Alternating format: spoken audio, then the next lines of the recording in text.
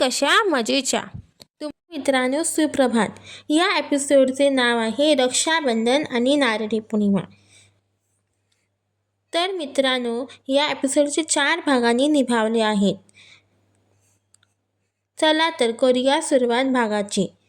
तर सर्वांना हा प्रश्न नक्की पडतो, लहान मुलांनाच काय तर सर्वांना. नारळी पौर्णिमा आणि रक्षाबंधन आपण का साजरी करतो आणि कसे? चला तर मग सांगते. सन आयलाय गो नारळी पुनवेचा, मनी आनंद मावना ओल्यांच्या दुनियेचा.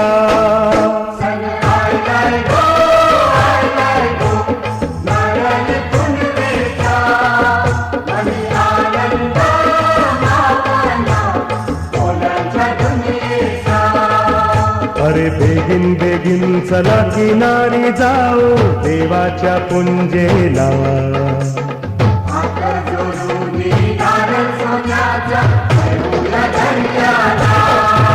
सन आयलाय गो नारळी पुनवेचा.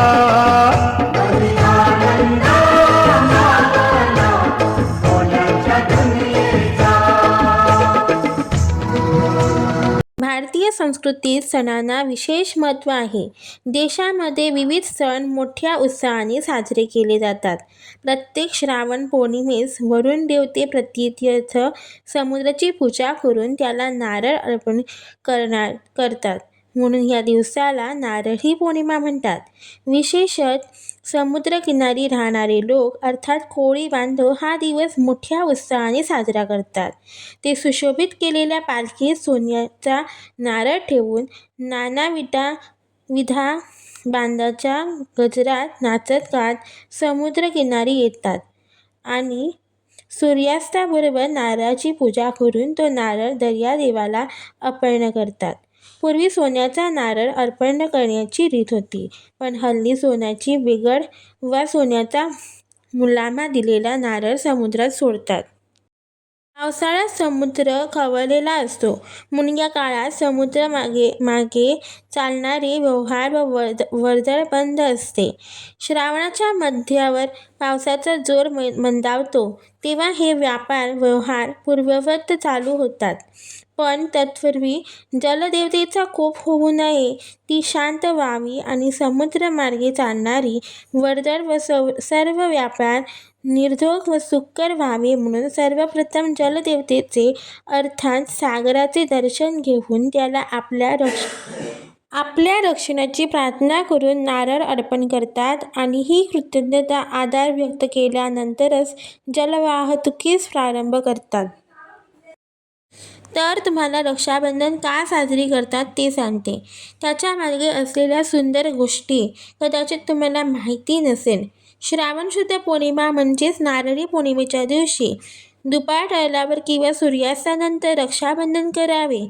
ही राखी बांधताना बहिणीने भावाला या प्रेमसूत्राने मी तुला गुंफून टाकत आहे, तेव्हा माझे रक्षण करण्यास तू सदैव तयार राहा असे म्हणून तेल देवाने त्याला औक्षण करावे आणि मिष्टान्न खावयास द्यावे.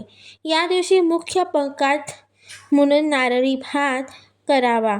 मैत्री, स्नेह, परमासौख्य, मातृभाव आणि भावबंधन अधिकच दृढ करणाऱ्या या श्रेष्ठ सणाला सांस्कृतिक, पौराणिक व ऐतिहासिक परंपरा लाभल्या आहेत. भाऊ आणि बहिणीच्या अतूट नात्याची दोर म्हणजेच रक्षाबंधन. राखी म्हणजेच रक्षाला पूर्वीच्या काळी रक्षासूत्र म्हटले जातात. देशाच्या प्रत्येक भागात याला वेगवेगळी नावं आहे. दक्षिण भारतात नारळी पौर्णिमा, बलेव, अवनी, अवंती, तमू, राजस्थानमध्ये राम राखी आणि चुडा राखी म्हटले जाते. रक्षाबंधन हा भाऊ बहिणीच्या पवित्र प्रेमाचा आणि आपुलकीचा एक महत्त्वाचा भारतीय सण आहे. या दिवशी बहीण भावाच्या मनगटावर राखी बांधते आणि भाऊ बहिणीचे नेहमी रक्षण करण्याचे वचन देते.